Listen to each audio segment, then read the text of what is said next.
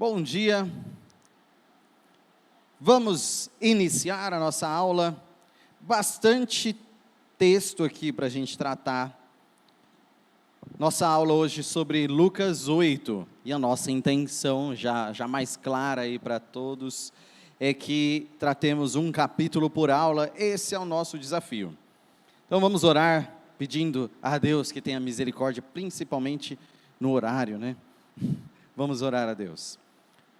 Santo Deus, nosso Pai, nós agradecemos a Ti pela oportunidade de abrirmos novamente as Tuas Escrituras, observarmos nesse Evangelho tudo que tem nos ensinado, tem nos mostrado sobre Cristo, revelado a nós, Senhor, sobre o Teu poder, a autoridade de Cristo, sobre o quanto nosso Jesus cumpriu as Escrituras e foi por excelência o servo que viria. Nós temos observado, Senhor, e que isso não passe apenas de um conhecimento frio, não passe a ser apenas um conhecimento frio, mas que seja efetivamente uma transformação em nossa vida, uma mudança de postura, um motivo de louvor e adoração. E a cada vez que conhecermos mais a Tua Palavra, nós nos dediquemos a servir-te, engrandecer-te, louvar-te, anunciar e proclamar o Teu Evangelho.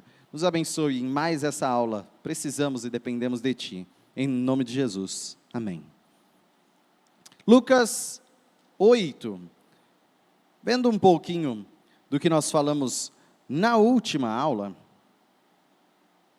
então nós, como resumo da última aula, tratamos de alguns temas, alguns encontros de Jesus, que inclusive nos lembram, nos trazem à memória o ministério de Elias e Eliseu, em alguns temas, como nós vimos, mas tivemos o encontro com um centurião e aquela cura do servo do centurião, através de uma palavra, aquela questão da autoridade sendo reconhecida em Cristo, a fé do centurião sendo elogiada, e, num início, um apelo pela dignidade do centurião para receber a cura em seu servo, e depois, um apelo à não ida de Jesus até lá, pela indignidade do centurião de receber Jesus em sua casa. Então, nós tivemos esse reconhecimento da indignidade perante o mestre. Depois, num caminho percorrido por uns seguidores de Jesus e Jesus, uma multidão vindo com o filho de uma viúva, de Naim, e a ressurreição daquele filho num texto muito cativante, sobre o quanto Jesus se compadeceu de uma multidão triste, se compadeceu de uma situação de exclusão de uma geração, de prosseguir de um nome, e ressuscitou aquele filho da viúva. Depois, o questionamento, a dúvida de João Batista, apresentada a Jesus através de duas testemunhas, e João Batista sendo chamado de o maior, dentre os filhos de mulher, o maior. Então, nós temos o maior da humanidade aqui, mas no reino de Deus, ele é menor do que qualquer um que está no reino de Deus. Ou seja, nós entendemos um pouco da postura, da posição daqueles que já estão no reino. Enquanto João Batista anunciava com um chamado diferente e especial, sendo o maior dos profetas, ele estava numa transição para a entrada no reino. Nós que estamos no reino, os que estão no reino, são ainda maiores do que aquele que está na transição do reino. Então, muito especial a situação do cristão. E por último, vimos que aquele questionamento de Jesus, quem ama mais a Deus? E os dois perdoados em questão. Nós temos Simão e temos a mulher pecadora. Nós temos Simão, fariseu, e temos a mulher pecadora. E aquela situação de ela, de tamanha gratidão, tamanho amor, chorar e lavar os pés de Jesus com lágrimas, ungí-lo com um perfume, e secar os pés com cabelos. Então, uma humilhação perante Cristo, com todo amor, sem se preocupar socialmente, enquanto Zaqueu,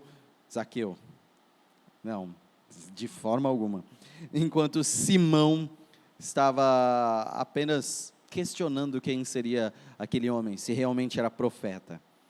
Bom, depois de todos esses encontros e um capítulo 7 muito especial, entramos no capítulo 8. Capítulo 8 de Lucas, leiamos do 1 ao 3.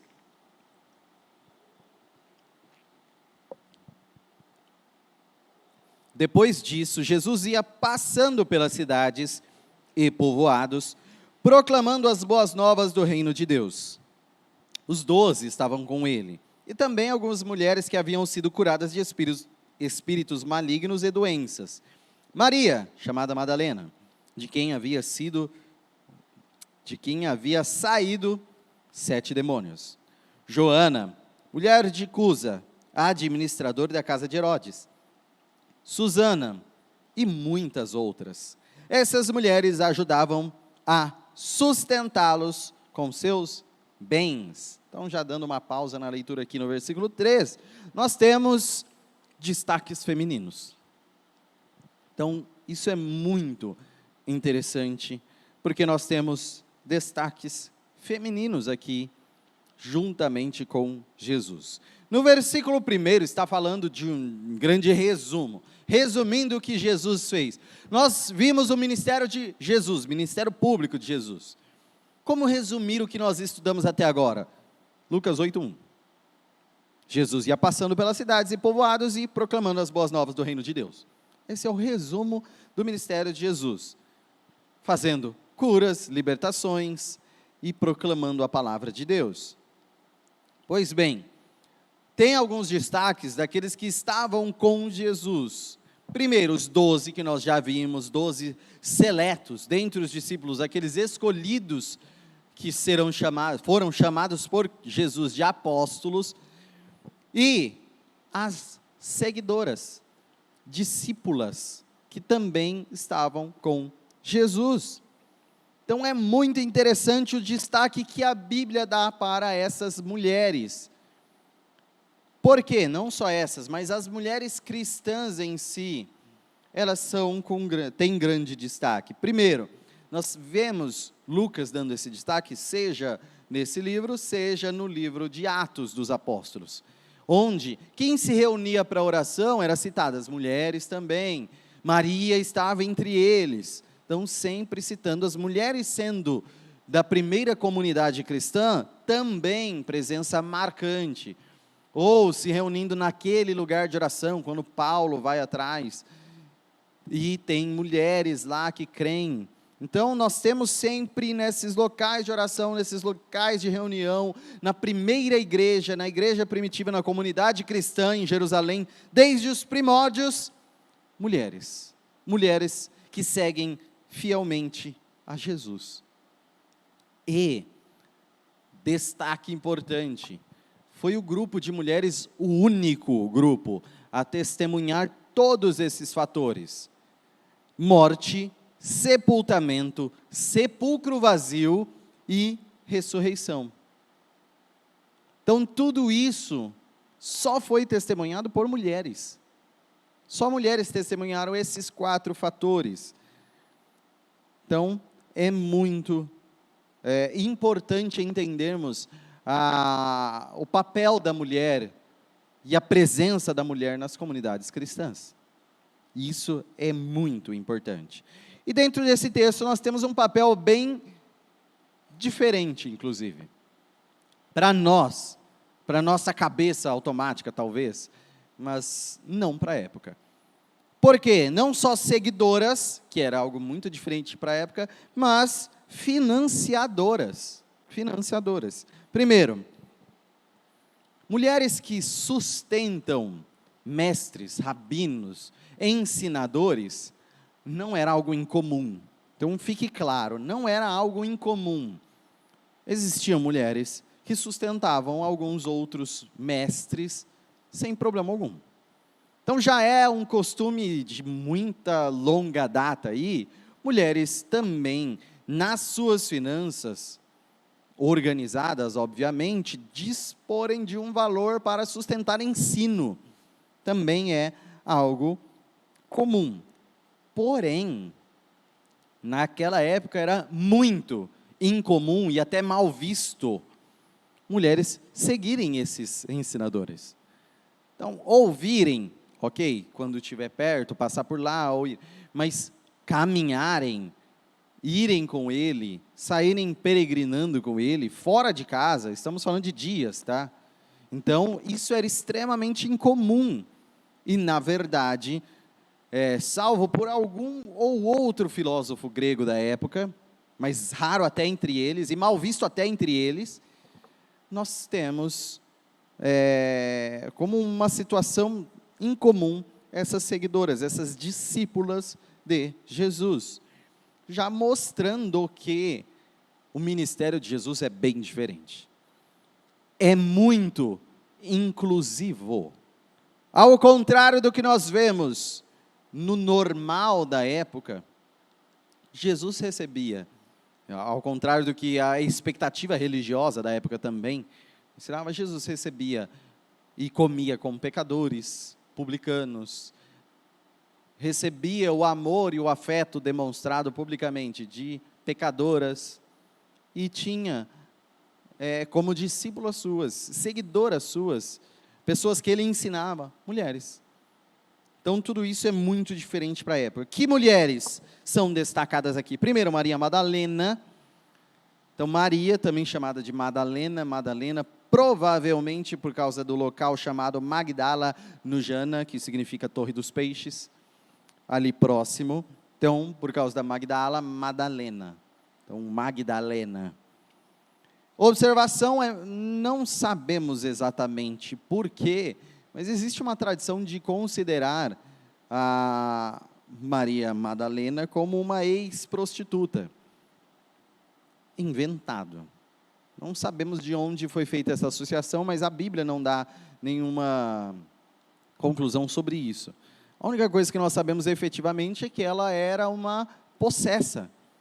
Então, Jesus estava sendo seguido por mulheres, com dois destaques, algumas que Deus havia libertado da presença de demônios, e outras que haviam sido curadas. É possível até que a sogra de Pedro esteja aqui também, que foi curada.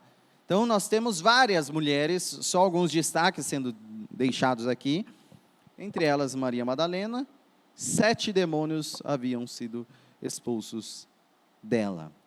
Mas também tínhamos Joana, e Joana mostrando que todas as classes sociais estavam atingidas já pelo ministério de Jesus.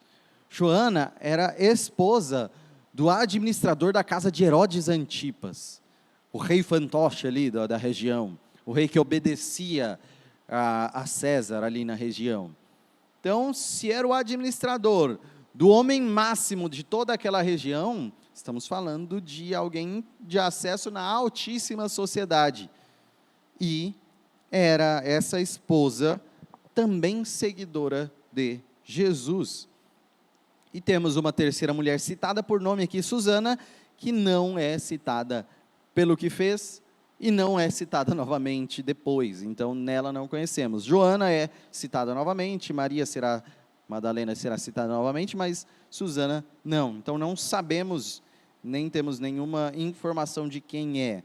Mas o que sabemos é que são seguidoras de Jesus, todas elas, e principalmente financiadoras.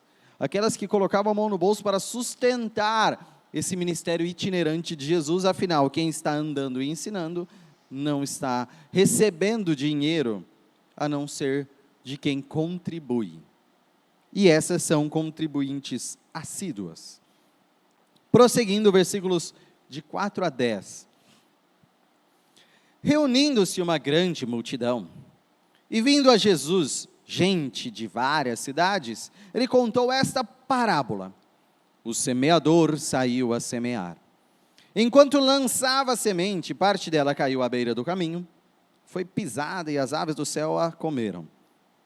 Parte dela caiu sobre pedras e, quando germinou, as plantas secaram porque não havia umidade. Outra parte caiu entre espinhos que cresceram com ela e sufocaram as plantas. Outra ainda caiu em boa terra, cresceu e deu boa colheita, a 100 por um. Tendo dito isso, exclamou: aquele que tem ouvidos para ouvir, ouça.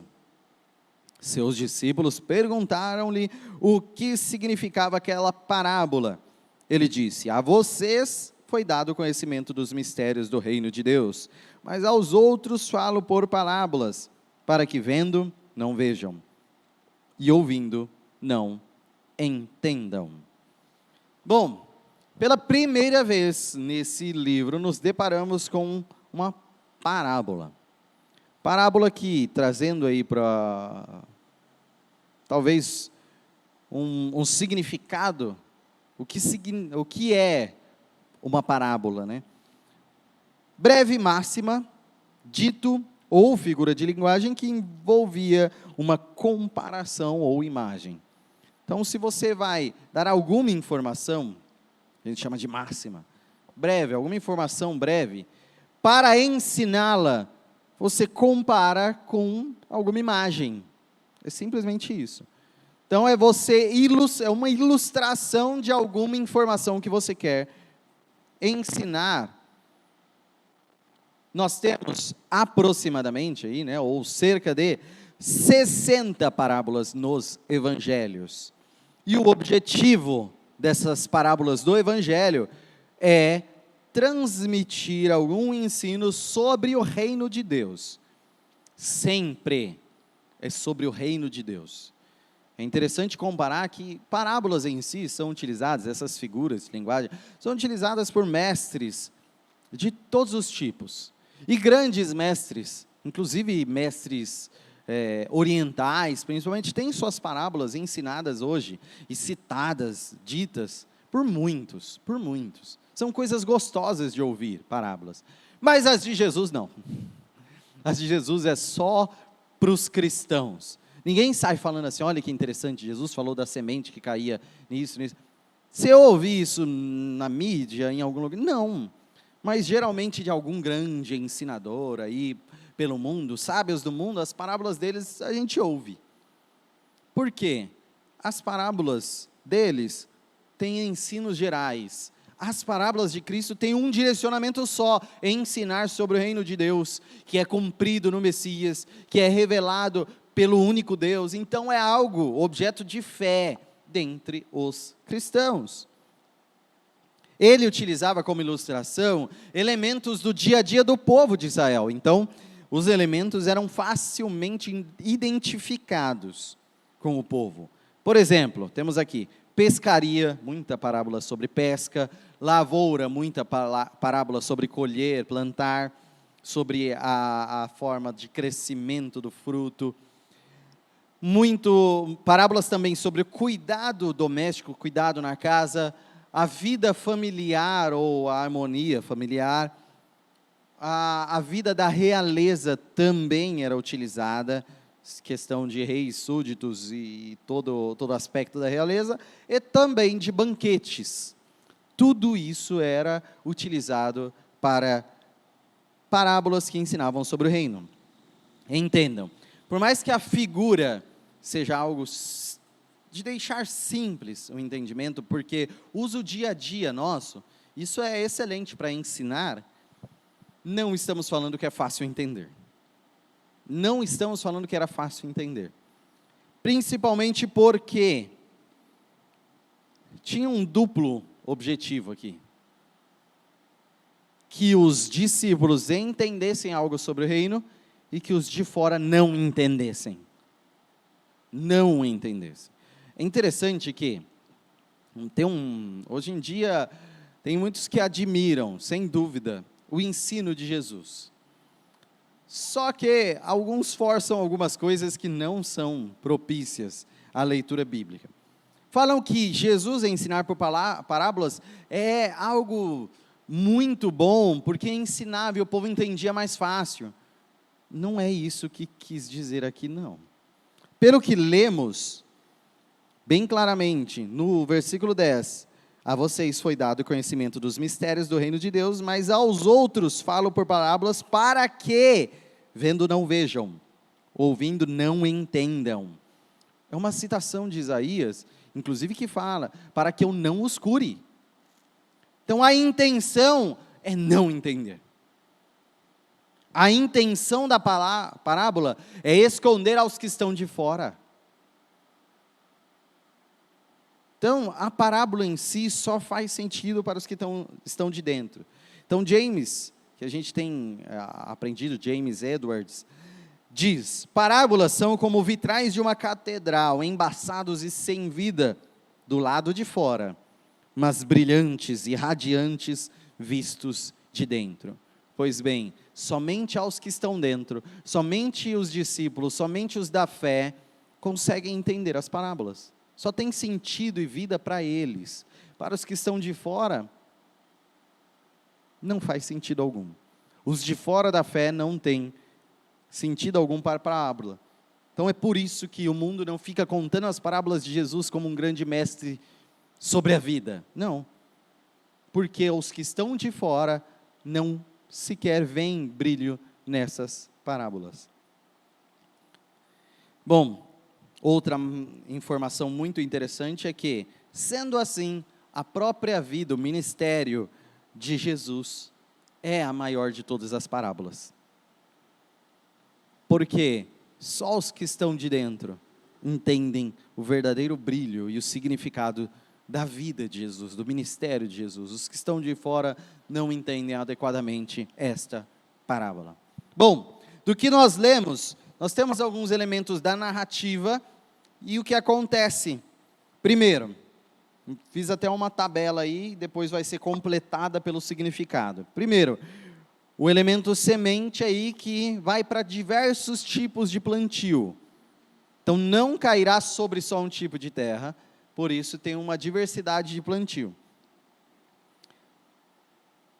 As que caem no caminho, qual o efeito? São pisadas e depois comidas por aves. As sementes que caem sobre pedras, chegam a germinar, nascer, mas, por falta de umidade aí, secam-se. As que caem entre espinhos, chegam a criar raízes, crescerem, mas são sufocadas. E as que caem em boa terra, crescem e dão muito fruto. Essa é a informação que nós temos da parábola em si. Vamos para o significado, versos de 11 a 15.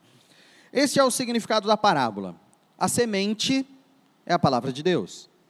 As que caíam à beira do caminho são os que ouvem. E então vem o diabo e tira a palavra dos seus corações, para que não creiam e não sejam salvos. As que caíram sobre pedras são os que recebem a palavra com alegria, quando a ouvem, mas não têm raiz. Creem durante algum tempo, mas desistem na hora da provação. As que caíram entre espinhos são os que ouvem, mas ao seguirem seu caminho, são sufocados pelas preocupações, pelas riquezas e pelos prazeres desta vida, e não amadurecem. Mas as que caíram em boa terra são os que, com um coração bom e generoso, ouvem a palavra, a retêm e dão fruto, com perseverança. Então, completando ali o significado, aquela semente é a palavra de Deus. Então, a semente é a palavra de Deus, e é plantada essa palavra em vários lugares. Primeiro, essa no caminho pisada e comida por aves, esse elemento da narrativa significa aqueles que ouvem a palavra, mas a palavra é tirada do seu coração pelo inimigo, por Satanás. Então, esse é o significado. Aqueles que ouvem a palavra, mas a palavra não cria vínculo no seu coração. É retirada. Inclusive, esquece. Aquilo passa assim, como se fosse qualquer informação que não fica retida, não fica como relevante. Quantos, e a gente pode ver aqui que são estágios diferentes, quantos que ouvem a palavra e parece que a gente fala uma coisa que tem tanto sentido para nós, tem uma carga emocional e racional muito grande, algo que em nós é transformador. E a pessoa, muito bonito, muito legal. Vai e a gente não vê nada de acontecendo naquela vida. Não se comenta mais, se ignora aquela informação. Aquilo foi arrancado por Satanás. Próximo, aqueles que caíram sobre pedra, secou por falta de umidade, fala que não tem raiz, ou seja, essa palavra não cria grande vínculo, ou seja, ainda, nós temos essa palavra germinando, aqueles que ouvem, recebem com alegria, aquilo ainda chega a crescer, tomar algum crescimento no coração, reflete, fala, olha, isso aí é muito bacana, eu quero saber mais, eu quero entender mais, mas fica na superficialidade, não cria raiz, ou seja, não se torna profunda na vida. E aqui nós temos um número também grande de pessoas que nós conhecemos assim. Quantas pessoas têm a palavra de Deus em seu coração, inclusive conhecem, mas aquilo não toma profundidade, aquilo não cria raízes bem profundas na vida dessa pessoa. Obviamente, isso se seca. Obviamente, isso morre. E eu digo mais, se nós temos muitas pessoas que não ligam para a palavra de Deus, até se acham cristãos, mas a palavra é tirada do coração, que são do caminho, nós temos nas igrejas uma presença grande de palavras sobre pedras. Pessoas que vivem de um cristianismo superficial, que não cria raízes. E diversas, inclusive denominações, que vivem à base desses cristãos, ou falsos cristãos, na verdade, que não querem se aprofundar ou se enraizar na palavra de Deus, na semente. Ainda temos aquelas que caem entre espinhos e foi sufocada pelos espinhos, pela erva daninha que está lá no meio. É a palavra que cria vínculos, cria raiz, a pessoa é o cristão, sabe, cristão de longa data. Então, que está com a palavra de Deus há muito tempo, ou religioso de longa data, da Escritura, mas o mundão atrai demais. Por mais que tenha raízes, a pessoa lembra, a pessoa foi ensinada, mas tem tanta coisa que preocupa nessa vida. Não estou falando nem de prazeres, quando fala o mundo atrai, parece os prazeres, não, pode ser o desprazer também. Estamos falando de boletos, estamos falando de contas, trabalho, carreira, estudos, qualquer coisa. As preocupações dessa vida e desse mundo são grandes, parecem muito honestas, inclusive, porque são preocupações que a gente tem no cotidiano, mas se nós voltarmos lá a Mateus 6, buscar primeiro o reino de Deus. Então, nós temos na palavra de Deus uma necessidade prioritária. Quando a palavra de Deus é secundária em nossas vidas, foi sufocada. E o detalhe mais importante, destes também temos em nossas igrejas, claramente, na igreja de Cristo em todo o mundo. Observação muito importante, seja aquela arrancada desde o começo, seja aquela que cresceu, mas foi sufocada, as três não produzem frutos, as três são falsos cristãos. Ou existe uma transformação verdadeira, ou qualquer coisa que fique como temporário ou frágil, é igualmente desprezível. Ou há fruto, ou há queima da árvore, do ramo. Corte e queima. Mas temos as que caíram em boa terra, cresceram e deram muito fruto, aí fala 100 por 1, para a colheita deles, para a colheita aqui da Palestina toda, que não é um lugar tropical, que nem aqui no Brasil, né? Em geral, muito árido, inclusive. 100 por 1 é magnífica colheita. Se podemos até dizer, é uma colheita milagrosa. Algo assim que mostraria que Deus está com o povo, sabe? Conforme prometido aos mais fiéis no Antigo Testamento. Essa é a situação da vida milagrosa daquele que ouve a palavra e recebe bem essa palavra, fala de bom coração aí, recebe bem essa palavra, retém essa palavra e frutifica essa palavra. Então esse é o completo, e esse é o necessário. É muito importante nós deixarmos claro, a palavra é a mesma.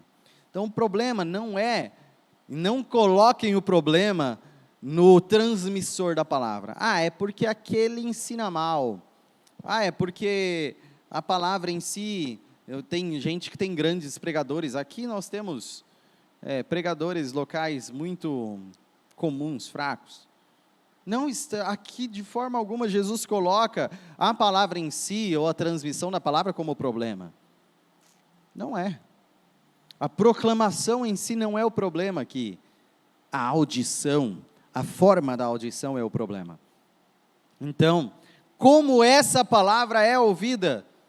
É ouvida com nenhuma profundidade, é ouvida com nenhuma obra, nenhum frutificar, e aqui se torna muito pessoal, como a palavra de Deus tem sido ouvida por você, como a palavra de Deus tem sido ouvida por você, no seu frutificar, na sua profundidade, no seu avançar no conhecimento dessa palavra. Então, receber a palavra de Deus é uma questão de pegar a cruz e seguir Jesus diariamente. Viver o cristianismo. Versos 16 a 18. Ninguém acende uma candeia e a esconde num jarro, ou a coloca debaixo de uma cama. Pelo contrário, coloca num lugar apropriado, de modo que os que entram possam ver a luz. Porque não há nada oculto que não venha a ser revelado, e nada escondido que não venha a ser conhecido e trazido à luz. Portanto, considerem atentamente como vocês estão ouvindo. A quem tiver, mais lhe será dado. A quem não tiver, até o que pensa que tem, lhe será tirado. É uma grande conclusão aqui do que nós estamos falando sobre como ouvir. Tanto que a conclusão é, portanto, considerem atentamente como vocês estão ouvindo. Considerem como vocês estão ouvindo. É sério, nesse momento. Considere como você está ouvindo a palavra de Deus. Afinal, o Evangelho é para brilhar nas vidas de quem verdadeiramente ouve essa palavra. Então ele compara aqui a não deixar apagar a luz, ser roubada a semente ou ser morta a planta. Não deixar o Evangelho apagar. Então ele fala sobre colocar debaixo de algo. Já tentaram colocar uma vela debaixo de um copo, por exemplo? Que seja. Já morre ali a chama por causa da ausência, né, de comburente, ou seja, de ar. Mas, colocado debaixo de algum lugar, não tem função nenhuma, além de se apagar a luz. Então, não há sentido em esconder. Por isso, há sentido em praticar, há sentido em expor, há sentido em proclamar, há sentido em querer mais conhecimento. Esse é o sentido, brilhar cada vez mais. Para que as pessoas entrem e vejam. Observação, conforme foi falado da parábola, os que estão de fora não entendem. Da mesma forma, a luz não reluz aos de fora. Aqui é para que os que entrem vejam a luz. Então tem uma questão de acessar, só assim entender verdadeiramente. Cegos não veem a luz. Só quando lhes for curada a visão, verão a luz. Só quando estiverem dentro. E nada foge da luz. Então, por mais que você evite, nada fugirá. Tudo que está escondido será revelado. Então, aquele pseudo-cristão, pseudo-conhecedor do Evangelho, esse será exibido também. E nós temos a informação de que esse conhecimento que é dado, que é revelado, observação, não é adquirido, não é a terra que sai em busca da semente, mas a semente que vem até é concedida à terra. Então, esse conhecimento de Cristo que nos é concedido, conhecimento do reino, conhecimento de Deus que nos é concedido, precisa de atenção. Como você está recebendo de Deus o alimento da palavra? como ele está misturado aos seus ouvidos em ações, em mudança, em transformação, em arrependimento, em orações, em louvor, como tem sido recebido o conhecimento verdadeiro do Evangelho. Observação: aqueles que verdadeiramente têm conhecido, estes terão em abundância. Aqueles que têm negligenciado, até o que acham que conhecem, será tirado. Então, no reino de Deus, há só dois lados. Qual lado você está? 8, do 19 ao 21. A mãe e os irmãos de Jesus foram vê-lo, mas não conseguiram aproximar-se dele por causa da multidão. Alguém lhe disse: tua mãe e teus irmãos estão lá fora e querem ver-te. Ele lhe respondeu: minha mãe e meus irmãos são aqueles que ouvem a palavra de Deus e a praticam. Então nós temos uma lição sobre a maior família, a mais importante das famílias, a família máxima para Jesus. Bom, aqui, por causa da multidão cercando, e provavelmente em um ambiente fechado, nesse momento em ambiente, porque fala sobre entrar, inclusive, temos a reivindicação da família ver Jesus. Mãe e irmãos, vamos ver Jesus. Nos outros evangelhos, há para inferir, há possibilidade de inferir outras coisas sobre essa reivindicação de ver Jesus, mas vamos considerar apenas que queriam ver Jesus mesmo. E Jesus mostra qual é o verdadeiro foco dele. Ele já tinha mostrado isso nesse evangelho que Lucas escreveu, aos 12 anos. Quando a família estava voltando em viagem, ele estava lá no templo, 12 anos lá no templo, entre os mestres. Quando chegou: por que você fez isso? Tratar dos negócios do meu pai. Então, estar na casa do meu pai. Então, para Jesus, o foco já era outro, acima da família, a família, vamos dizer, física dele, a família espiritual era mais importante, e aqui está reconfirmado isso. Lembrem-se, não é descaso com a família. Jesus não está ensinando descaso com a família, mas está ensinando-nos que existe uma família muito mais importante, por mais que essa seja muito importante. Existe uma família muito importante, que é a família da fé. Então, existe uma prioridade nossa com a família da fé. Nas frases aqui, na frase de James Edwards, nem mesmo Maria ocupa o epicentro na comunhão com Jesus. No reino de Deus, a verdadeira família não é determinada pela proximidade física ou biológica com Jesus, mas pelo ouvir a palavra e praticar. Para deixar claro isso. Esses que ouvem, a boa terra que ouve e pratica, aqueles fundamentados no discurso que nós vimos no capítulo 6, que ouve e pratica, aquele que tem o fundamento, estes são família e estes são prioridades de Jesus. Essa é a família da fé. Lucas 8, 22 a 25. Certo dia, Jesus disse aos seus discípulos: vamos para o outro lado do lago. Eles entraram num barco e partiram. Enquanto navegavam, ele adormeceu. Abateu-se sobre o lago forte vendaval, de modo que o barco estava sendo inundado, e eles corriam grande perigo.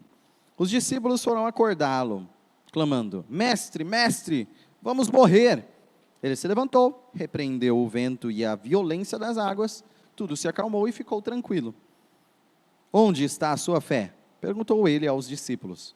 Amedrontados e admirados, eles perguntaram uns aos outros: quem é este que até os ventos e as águas dá ordens e eles lhe obedecem? Bom, é interessante citarmos uma tempestade num lago. Para nós, não sei, qual que é o maior lago que vocês conhecem, né? Isso é já interessante. Nós estamos falando de um lago grande aqui, tá? Já citando. Por várias vezes, nós temos a fé citada em Lucas, a fé dos que ouvem a palavra. e não discípulos têm elogios quanto à fé. Então, a fé de não discípulos é elogiada. Por exemplo, aqueles 4 homens que foram levar o paralítico para ser curado, desceram lá pelo teto, pelo telhado. Ou mesmo o centurião. Eles têm a fé elogiada por Jesus. Agora, nós temos também fé como sinônimo de cura e salvação. Por várias vezes, Jesus fala, vá, a tua fé te salvou, a tua fé te curou. Então, a mulher pecadora, a mulher com hemorragia, o leproso que nós ainda veremos, que é samaritano, um cego que será curado, todos estes, a fé é citada como salvação e cura. Mas também tem a fé dos discípulos sendo citada. Em Lucas, sempre questionada. Interessante, os não discípulos, fé elogiada, os discípulos, fé questionada. Observação, proximidade com Jesus não quer dizer que você vai ser toda hora acariciado, vai vir as burdoadas. A gente sabe disso na pregação, principalmente, né? A gente tem aquelas burdoadas para ver como está realmente a nossa fé.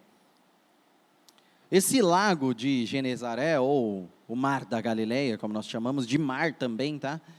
É um lago muito grande, são 11 quilômetros por 15, em formato inclusive de harpa, por isso a palavra Genezaré, significa harpa na verdade.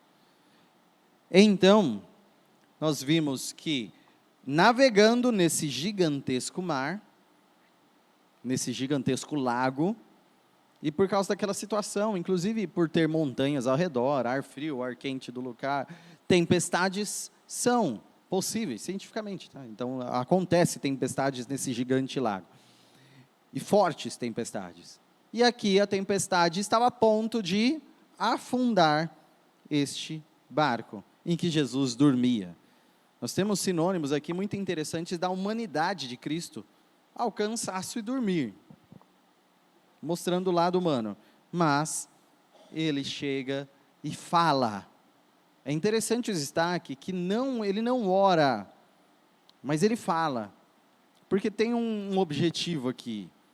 Para os judeus, cura, ela é feita, intermediada por grandes profetas.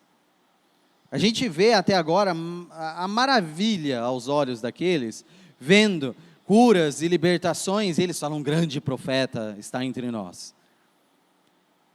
Mas ordem à natureza é só Deus. Só o Deus de Abraão, Isaac e Jacó. Só Ele que pode repreender diretamente mar, águas. Só Deus. Então, se Jesus orasse ali e controlasse elementos da natureza, Elias fez isso, orou e parou de chover. Então é intencional que Jesus diretamente fale ao vento, fale à água e ambos obedeçam. Nesse momento o espanto é tamanho, porque o entendimento padrão é só Deus, o próprio Deus que faz isso. Não o enviado de Deus, não o profeta de Deus, só o próprio Deus. E aí o temor é tão grande que qual que é a pergunta? Quem é Ele? Os que já seguiam, os que já conheciam, os que viram cura, libertação, ressurreição, tudo. Agora olham uns para os outros espantosamente e dizem, quem é esse? Só Deus faz isso. Só o único Deus. Lucas 8, 26 a 39. Alguém vai responder aqui, né? Tem uma resposta certa de quem é esse. 26 a 39. Navegaram para a região dos Gerazenos, que fica do outro lado do lago, frente à Galileia. Quando Jesus pisou em terra, foi ao encontro dele um endemoniado daquela cidade. Fazia muito tempo que aquele homem não usava roupas, nem vivia em casa alguma, mas nos sepulcros. Olha a situação. Quando viu Jesus, gritou, prostrou-se aos seus pés e disse em voz alta, que queres comigo, Jesus, Filho do Deus Altíssimo? Rogo-te que não me atormentes. Pois Jesus havia ordenado que o espírito imundo saísse daquele homem. Muitas vezes ele tinha se apoderado dele, mesmo com os pés e as mãos acorrentados e entregue aos cuidados de guardas, quebrava as correntes e era levado pelo demônio a lugares solitários. Jesus lhe perguntou: qual o seu nome? Legião, respondeu ele, porque muitos demônios haviam entrado nele. E imploravam-lhe que não os mandassem para o abismo. Uma grande manada de porcos estava pastando naquela colina. Os demônios imploraram a Jesus que lhes permitisse entrar neles, e Jesus lhes deu permissão. Saindo do homem, os demônios entraram nos porcos, e toda a manada atirou-se precipício abaixo em direção ao lago e se afogou. Vendo o que acontecera,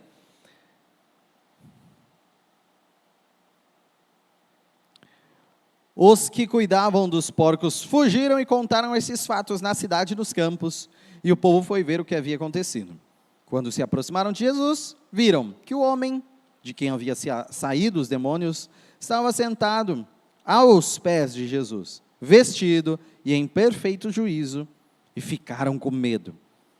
Os que o tinham visto contaram ao povo como o endemoninhado fora curado. Então todo o povo da região dos Gerazenos suplicou a Jesus que se retirasse, porque estavam dominados pelo medo. Ele entrou no barco e regressou.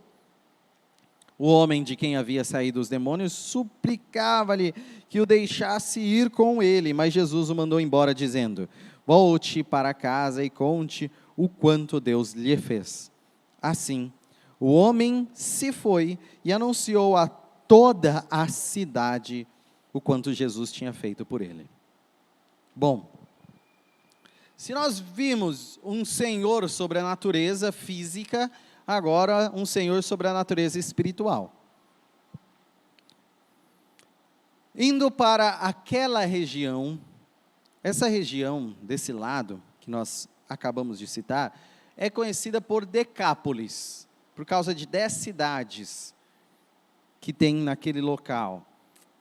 E, segundo informações que nós temos, era a presença de destacamentos romanos, contínuos destacamentos romanos, geralmente muitos gentios morando nesse lugar. Então não era um local de grande expressão ou totalidade de judeus, mas sim de bastante expressão gentia. Esse homem que veio ao encontro de Jesus tem talvez a pior situação bíblica narrada. Acho que é realmente uma das piores situações que nós podemos citar de um homem. Por quê? É um homem cheio da presença demoníaca, vive pelado, vive sem roupas, então vergonha assim, já não existe, e honra também, nesse caso, não existe nenhuma, mas ainda nem habita em casas, não consegue sequer ficar preso, estoura correntes e foge de novo para lugares solitários, principalmente vivendo em sepulcros. Então é algo meio terrível aqui, né? Meio não, completamente terrível. Imagine se vocês conhecessem alguém que anda pelado, tomado de super força, habitando no cemitério. É algo surreal, muito, muito terrível. Quem passaria lá perto, né? Mas, aqui nós vimos vários elementos de impureza para os judeus. Jesus se deparando com essa impureza.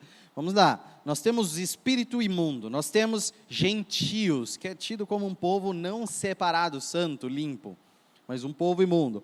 Um local de destacamento dos romanos, tem coisa mais impura nessa época? Sepulcros, ou seja, mortos, né? Coisa impura para os israelitas. E ainda porcos. Tudo é impuro aqui.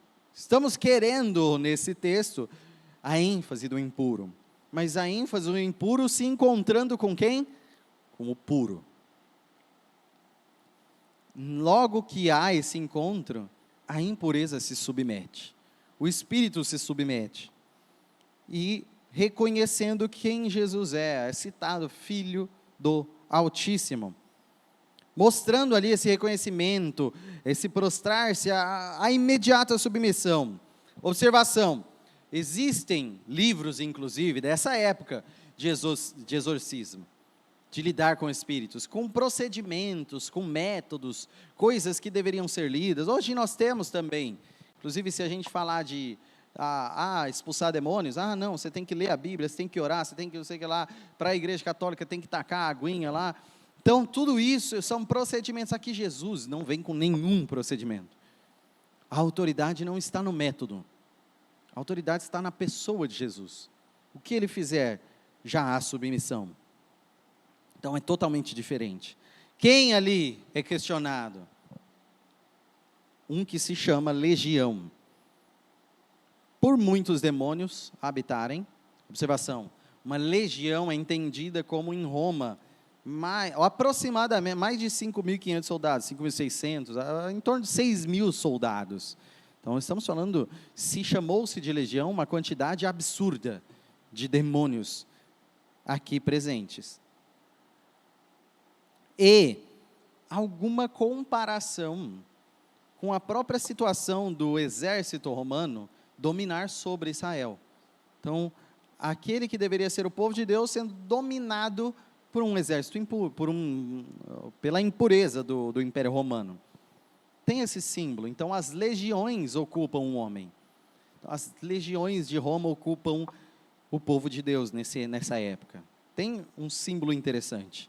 Mas, como no reino de Deus, entendam, no reino de Deus, esse mundo ensina coisas diferentes, tá? Mas no reino de Deus é muito mais importante salvar uma pessoa, salvar uma alma, do que animais. Hoje em dia é muito duro ouvir isso.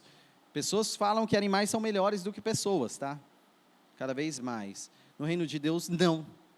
Para Deus, o Criador dos animais, não. Então, não importa os porcos, que morram, se for comparado a salvar uma pessoa. Não é judiar de animais, não é desprezar a vida animal, é colocar uma prioridade sobre a alma das pessoas. Essa é a diferença. Não quer dizer maltratar animais ou ser irresponsável ao lidar com a criação de Deus. Nada disso. Estamos falando que comparado no reino de Deus, a alma do homem, aí bens materiais, aquilo lá é um bem. Temos uma manada de porcos que vai ser perdida pelo dono. Bens materiais ou vida animal não são comparáveis a salvar uma pessoa. Vamos lá. O versículo 35 é absoluto sobre mostrar uma mudança e transformação a partir de Cristo. Se no 27, antes de Cristo, nós tivemos um homem com muitos demônios, no 35 os demônios o deixaram. Se no 27 nós temos um homem sem roupas, a partir de Cristo, nós temos um homem vestido. Se antes de Cristo, um homem que vivia entre sepulcros, nós vemos no 35 um homem que é restaurado a sua casa. Se nós temos, no versículo 28, um homem que vem gritando, se prostra e fala em voz alta, agora nós temos um homem sereno, assentado aos pés de Jesus. Se temos no versículo 29 um homem fora de controle, no 35 nós temos um homem em perfeito juízo. Olha a transformação completa que é destacada aqui. Então entendam, este homem, infeliz, rejeitado e condenado à vida entre os mortos, é a prova cabal do poder salvífico de Jesus. Quem duvida do poder de Jesus salvar? Se Ele salva até a mim, quem sou eu, senão um infeliz, rejeitado e condenado a estar entre mortos, pela minha natureza pecaminosa, mas restaurado por Jesus? Quem não pode ser salvo por Cristo? Comparando os dois trechos que nós lemos, da tempestade e do endemoninhado, os discípulos tiveram mais espanto com aquele que pelo poder acalmou a tempestade, do que o espanto sobre a tempestade. Tinham um grande espanto da tempestade, mas ficaram muito mais atemorizados com aquele que tem poder sobre a tempestade. Da mesma forma, esses habitantes dessa região tiveram mais espanto sobre o poder de tirar o demônio, de expulsar o demônio, do que do próprio demônio.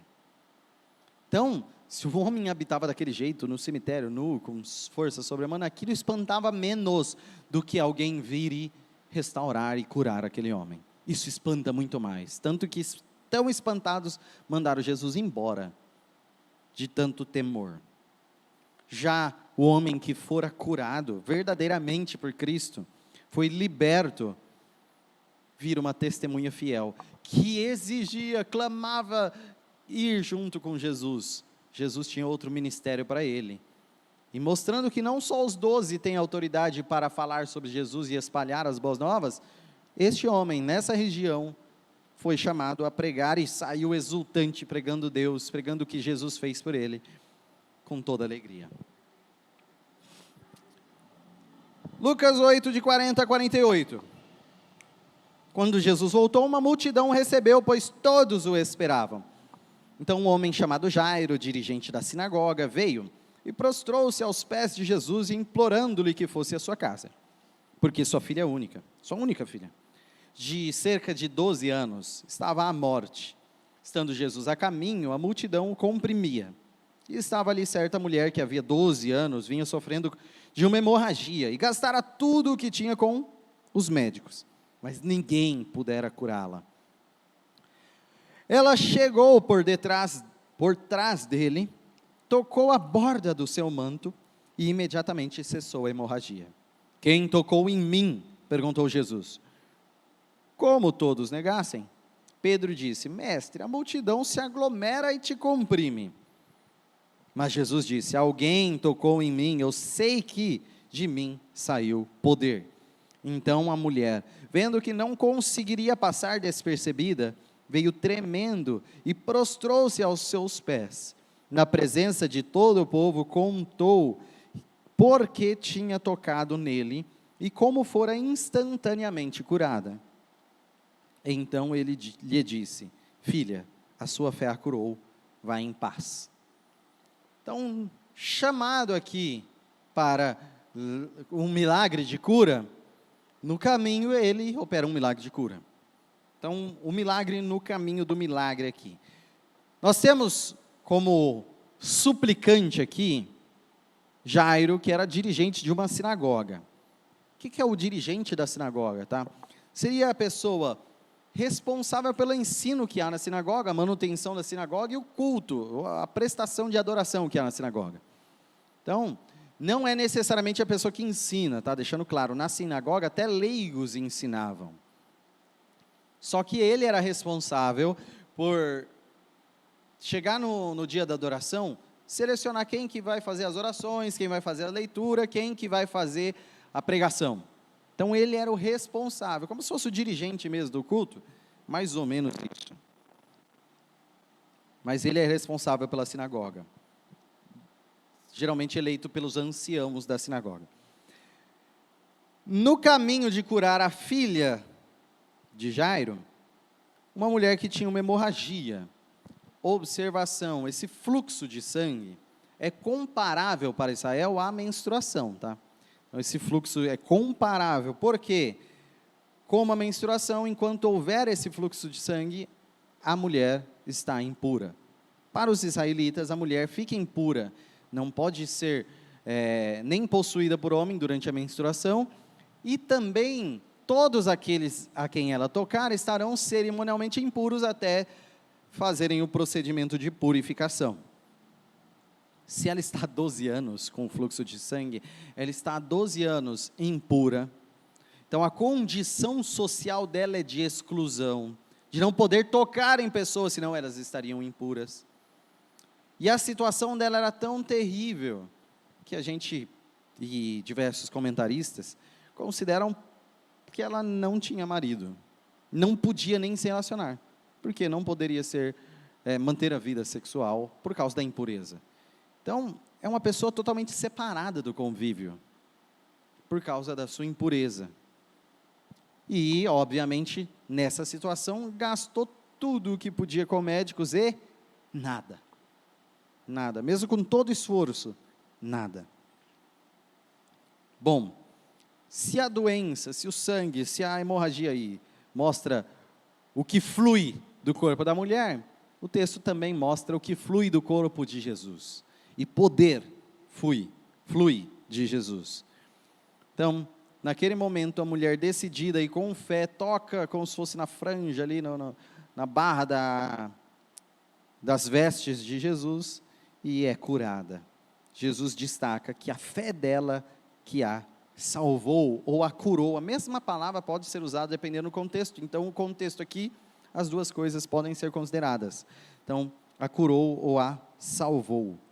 E é interessantíssimo que depois de essa interrupção, e ela conta toda a história, e Jesus elogia, de algum jeito aqui fala sobre o que a fé faz com ela, a chama de filha. Filha, a tua fé te salvou. Provavelmente ela é mais velha que Jesus, tá? E ele chamar de filha não é só incomum, como é inapropriado. É inapropriado nesse contexto.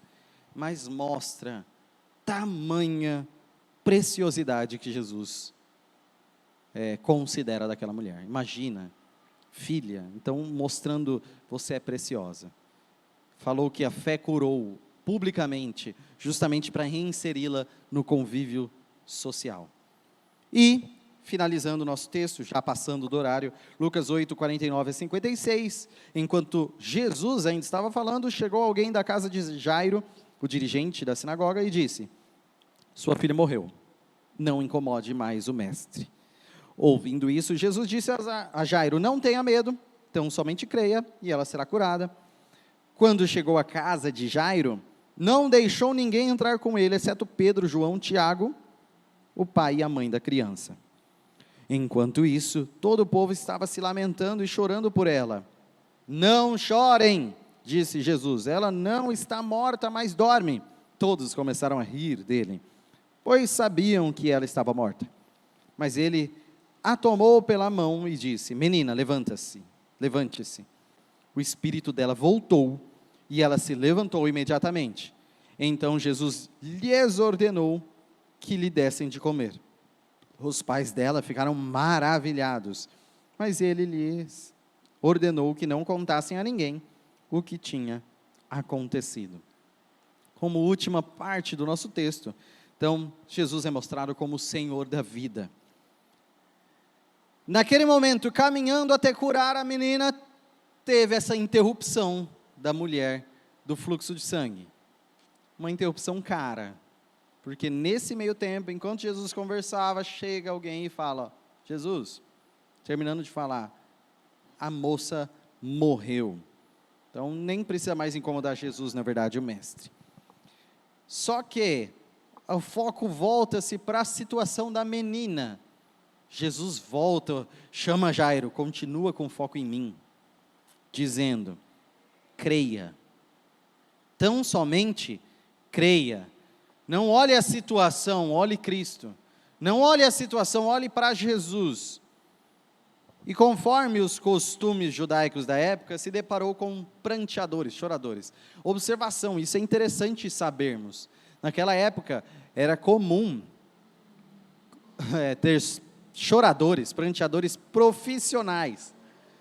Então é normal para um velório, a gente contrata locais para o velório também hoje em dia. Naquela época não o local em si, mas os que vão chorar no velório sim. No mínimo, até as famílias mais pobres, no mínimo, 2 flautistas e uma choradora. É obrigatório, até os mais pobres. Quem tiver um pouco mais de dinheiro, talvez tenha muita gente chorando contratada. Para a gente não faz muito sentido, mas a cultura da época é outra. Então tinha muito sentido, apenas consideremos que faz sentido para eles, né? Mas fica mais claro porque as pessoas riram com escárnio de Jesus, zombaram de Jesus quando ele falou: está só dormindo. Mas nós sabemos que Jesus está ensinando aqui como o cristão encara a morte daquele que morre na fé. É apenas um sono, apenas está dormindo, não é algo agressivo como é a morte daquele que está no pecado, mas aquele que está na fé é salvo dos seus pecados, então a morte não tem mais esse efeito sobre ele.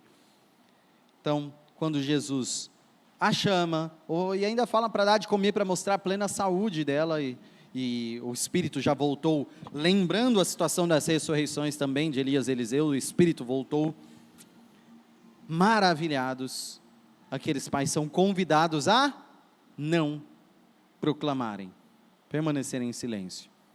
Então a situação do ministério ali de Jesus era de silêncio, por mais que do outro lado do lago era de anunciar, aqui é de obedecer e ficar em silêncio. Jesus sabia do que precisava, na hora que precisava, e orquestrava isso.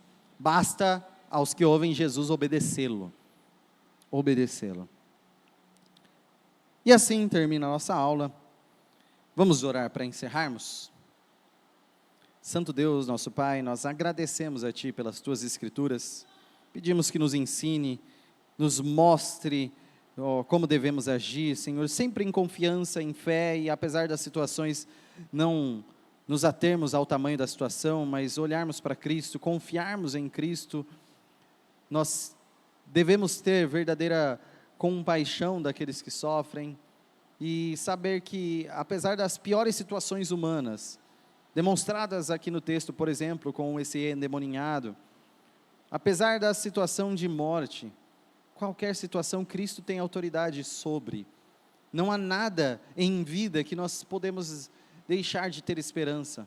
Não há nada, Senhor, que pode impedir a cura e a salvação em Cristo, se o Espírito Santo transformar, agir. Então, que o nosso foco seja a nossa oração, que seja a nossa fé em Ti, que seja o nosso clamor a Ti, ó Deus. Que nos ajude a confiarmos plenamente nesse Jesus, que tem poder sobre a natureza física, mas tem poder sobre a natureza espiritual. Sobre Jesus que é o próprio Deus, sobre Jesus que nos cura, sobre Jesus que nos salva, sobre Jesus que nos tira da miséria, que nos tira da morte e do sepulcro, mas nos leva à verdadeira casa, que é a casa celeste. Esteja conosco, ó Deus, em nome de Jesus. Amém. A aula está encerrada.